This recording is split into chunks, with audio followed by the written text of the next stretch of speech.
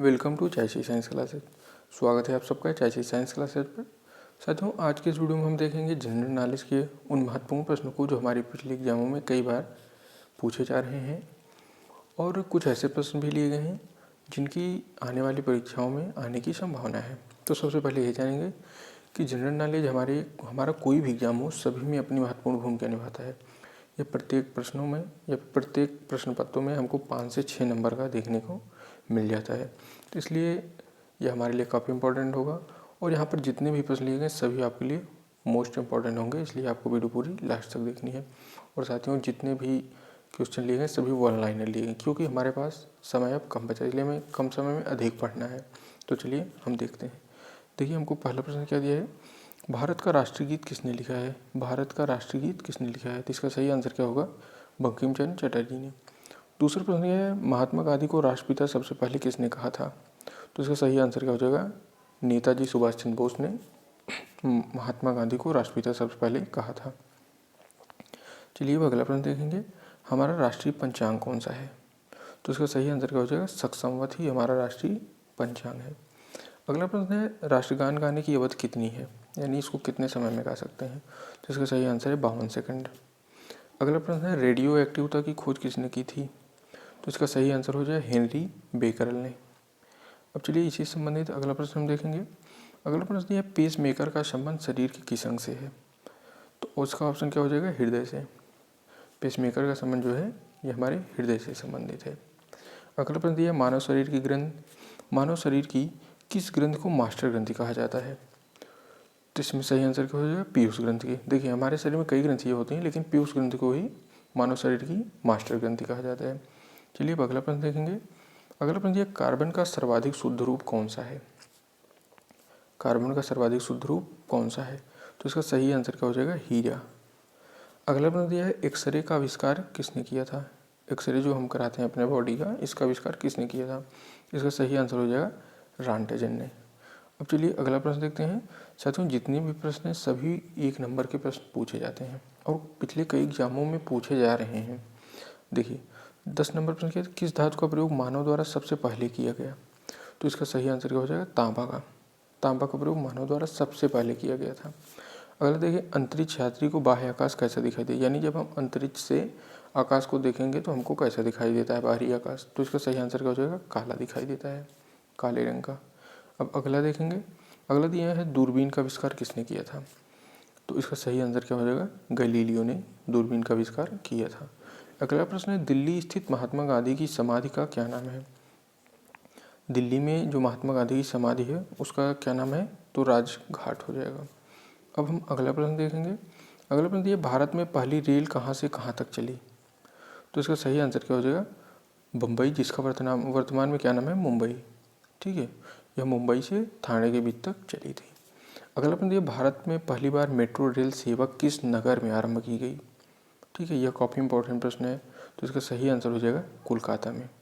कोलकाता में भारत में पहली बार मेट्रो रेल सेवा प्रदान की गई।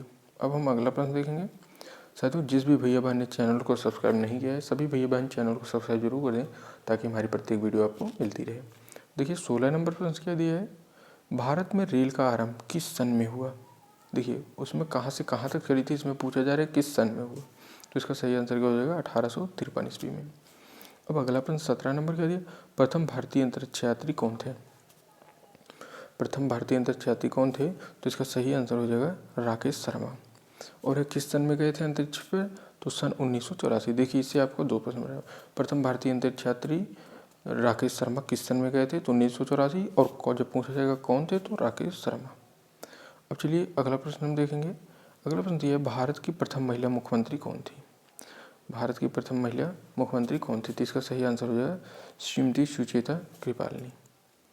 अगला प्रश्न ये, हरियाणा के पहले मुख्यमंत्री कौन थे, तो इसका सही आंसर हो जाए पंडित भगवत दयाल शर्मा।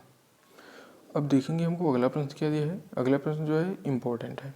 देखिए 20 नंबर प्रश्न दिया है, संयुक्त राष्ट्र संघ की स्थापना कब हुई, तो इसका सही आंसर हो जाएगा 24 अक्टूबर 1945 ईस्वी को संयुक्त राष्ट्र संघ की स्थापना हुई थी। अब अगला प्रश्न देखिए, ग्रीन हाउस का प्रभाव क्या है, तो देखिए इसका आंसर क्या होगा, ग्रीन हाउस प्रभाव में सूर्य की किरणें पृथ्वी पर आ जाती हैं लेकिन कार्बन डाइऑक्साइड गैस के घेरे के कारण वापस नहीं जाने पाती हैं। तो ग्रीन हाउस क्या है? ग्रीन हाउस में क्या होता है कि जो हमारी सूर्य की किरणें हैं ये पृथ्वी पर तो आ जाती हैं, लेकिन कार्बन डाइऑक्साइड के कारण ये वापस नहीं जा पाती हैं। साथियों, इसको हमने विस्तार से इसीलिए लिख दिया जिससे आपको जानकारी मिल जाए। देखिए अगला प्रश्न क्या है, राष्ट्रीय वन नीति के अनुसार कितने प्रतिशत भूभाग पर वन होना चाहिए? तो इसका सही आंसर क्या हो जाएगा? 33% भूभाग पर। अगला प्रश्न है, ग्रीन पीस क्या है? ग्रीन पीस क्या है? तो यह एक पर्यावरण योजना है। अब देखेंगे अगला प्रश्न क्या है, चिपको आंदोलन के पीछे मुख्य उद्देश्य क्या है? तो इसका सही आंसर हमारा क्या हो जाएगा? वनों का सुरक्षा, यानी वनों की सुरक्षा करने के लिए चिपको आंदोलन चलाया गया था। इसमें होता क्या था कि जब लोग वनों को काटने जाते थे तो कुछ लोग वनों को, यानी पौधों जो वृक्ष थे उनको ऐसे चिपक कर खड़े हो जाते थे, तो इसलिए चिपको आंदोलन शुरू किया गया। अगला प्रश्न यह है, देश का पारिस्थितिकी अनुसंधान किस प्रशिक्षण केंद्र कहाँ बना है? देश का पारिस्थितिकी अनुसंधान एवं प्रशिक्षण केंद्र कहाँ बना है? तो इसका सही आंसर हो बंगलौर में, कर्नाटक। चलिए अब अगला प्रश्न देखेंगे, भारत का पर्यावरण शिक्षा केंद्र कहाँ स्थित है? तो इसका सही आंसर क्या हो जाएगा? अहमदाबाद में, गुजरात। भारत का पर्यावरण शिक्षा केंद्र अहमदाबाद में स्थित है। अगला प्रश्न है, इंदिरा गांधी वानिकी अकादमी कहाँ स्थित है? इंदिरा गांधी वानिकी अकादमी देहरादून में स्थित है। अब हम देखेंगे दूसरा प्रश्न। दूसरा प्रश्न, विश्व वानिकी दिवस कब मनाया जाता है? तो इसका सही आंसर हो जाएगा 21 मार्च को विश्व वानिकी दिवस मनाया जाता है। देखिए 29 नंबर प्रश्न क्या दिया, भारतीय वन सर्वेक्षण का मुख्यालय कहाँ स्थित है? तो इसका सही आंसर क्या हो जाएगा? देहरादून में भारतीय वन सर्वेक्षण का मुख्यालय स्थित है। अब देखिए अगला प्रश्न क्या दिया है, भारतीय वन प्रबंधन संस्थान कहाँ है? भारतीय वन प्रबंधन संस्थान कहाँ है? तो इसका सही आंसर क्या हो जाएगा? भोपाल में। यह भी हमारा इम्पोर्टेंट प्रश्न रहेगा। अगला प्रश्न दिया, भारत में सबसे अधिक वन किस प्रदेश में है? भारत में सबसे अधिक वन किस प्रदेश में है? इसका सही आंसर क्या हो जाएगा? मध्य प्रदेश में है। यह भी हमारे लिए इम्पोर्टेंट ही प्रश्न रहेगा। साथियों यहाँ पर जितने भी प्रश्न है सभी इम्पोर्टेंट। अब देखिए वन लाइनर क्वेश्चन लेने से क्या होता है कि हमारा कम समय में अधिक प्रश्नों को हम सॉल्व कर लेते हैं। ठीक है, तो चलिए मिलते हैं आपको नेक्स्ट वीडियो में, तब तक के लिए जय हिंद, जय भारत।